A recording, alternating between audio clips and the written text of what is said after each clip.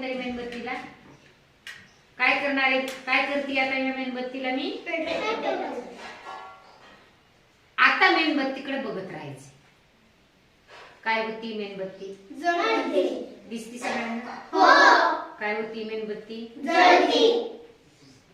छान मेणबत्ती जळती. आता ही मेणबत्ती ठेवली मी याच्यामध्ये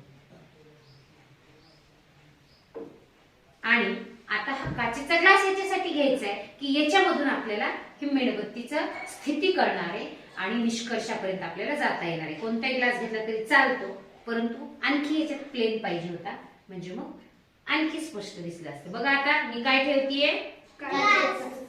का बरं? काय झालं सांगा? मेणबत्ती विझली. काय झालं?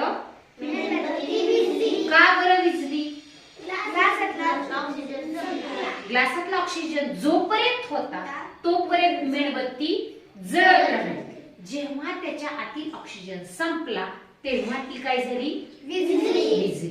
मग ऑक्सिजन मुळेच मेणबत्ती पेटत का राहिली? ऑक्सिजनची गरज आहे. ज्वलनास मदत करणारा वायू कोणता आहे मग? ऑक्सिजन. आणि बघा आता ग्लासाच्या बाहेरून ऑक्सिजन जात पण नाहीये ग्लासात.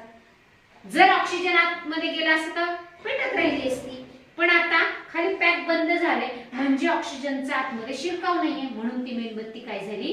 विझली. आणि या प्रयोगावरून असं सिद्ध झालं की ऑक्सिजन हा जळण्यासाठी मदत करतो. बरोबर आहे? ऑक्सिजन हा ज्वलनशील पदार्थ जळण्यासाठी मदत करतो.